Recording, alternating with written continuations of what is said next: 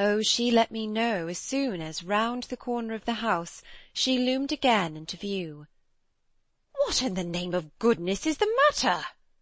She was now flushed and out of breath. I said nothing till she came quite near. With me? I must have made a wonderful face. Do I show it? "You're as white as a sheet. You look awful." I considered. I could meet on this without scruple any innocence. My need to respect the bloom of Mrs. Grose's had dropped, without a rustle, from my shoulders, and if I wavered for the instant it was not with what I kept back. I put out my hand to her, and she took it.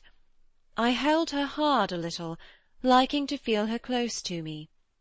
There was a kind of support in the shy heave of her surprise. "You came to me for church, of course, but I can't go." "Has anything happened?" "Yes. You must know now. Did I look very queer?" "Through this window? Dreadful!" "Well," I said, "I've been frightened." Mrs. Grose's eyes expressed plainly that she had no wish to be, yet also that she knew too well her place not to be ready to share with me any marked inconvenience. Oh, it was quite settled that she must share. Just what you saw from the dining-room a minute ago was the effect of that. What I saw, just before, was much worse. Her hand tightened. "What was it?" An extraordinary man, looking in. "What extraordinary man?" I haven't the least idea. Mrs. Grose gazed round us in vain. "Then where has he gone?" I know still less. "Have you seen him before?" Yes, once, on the old tower.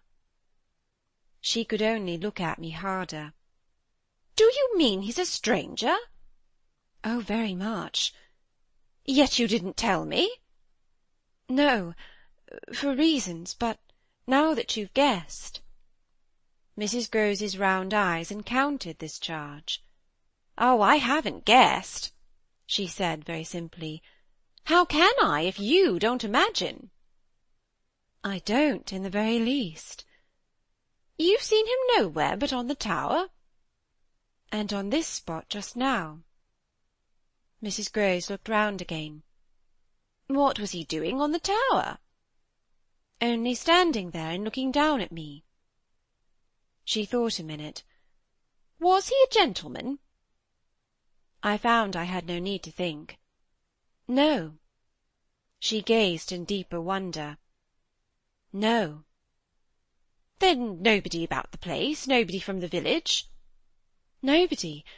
Nobody. I didn't tell you, but I made sure. She breathed a vague relief. This was, oddly, so much to the good. It only went indeed a little way.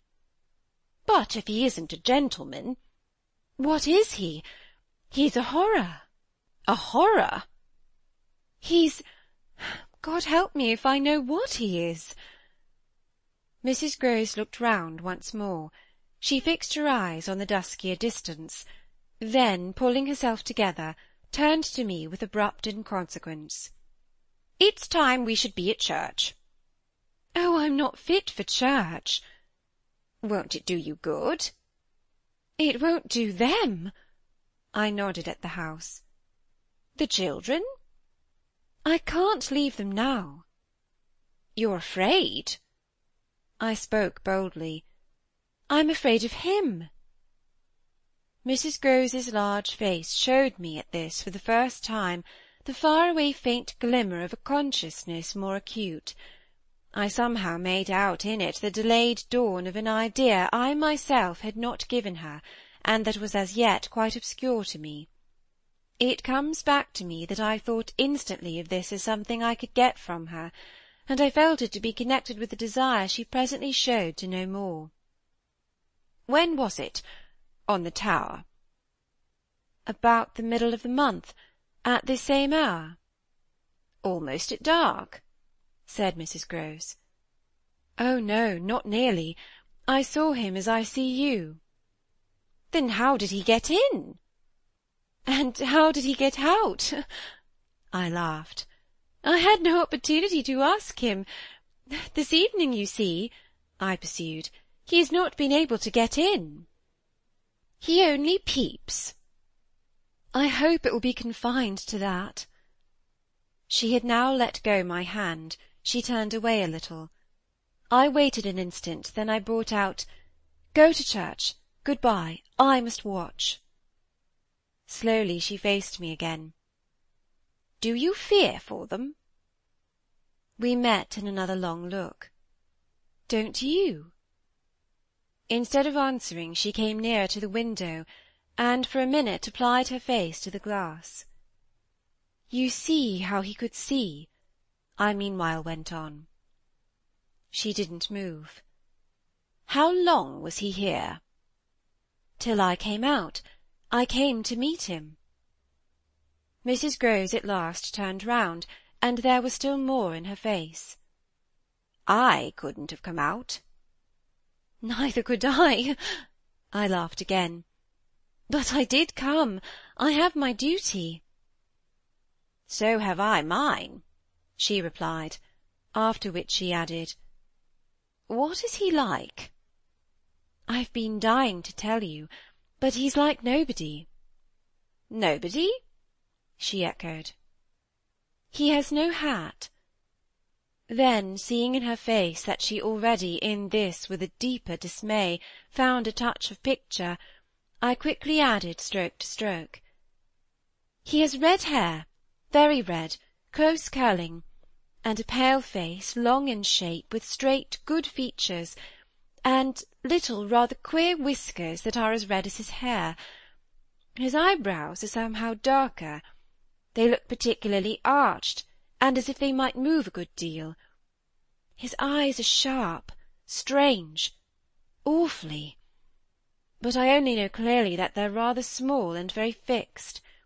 His mouth's wide, and his lips are thin, and except for his little whiskers he's quite clean-shaven. He gives me a sort of sense of looking like an actor." "An actor?" It was impossible to resemble one less, at least, than Mrs. Grose at that moment. "I've never seen one, but so I suppose them. He's tall, active, erect," I continued, "but never, no, never a gentleman." My companion's face had blanched as I went on. Her round eyes started, and her mild mouth gaped. "A gentleman!" she gasped, confounded, stupefied. "A gentleman he?" "You know him, then?" She visibly tried to hold herself. "But he is handsome." I saw the way to help her. "Remarkably." "And dressed?" "In somebody's clothes. They're smart, but they're not his own." She broke into a breathless affirmative groan. "They're the master's." I caught it up. "You do know him?" She faltered but a second. "Quint!" she cried. "Quint?" "Peter Quint! His own man, his valet, when he was here."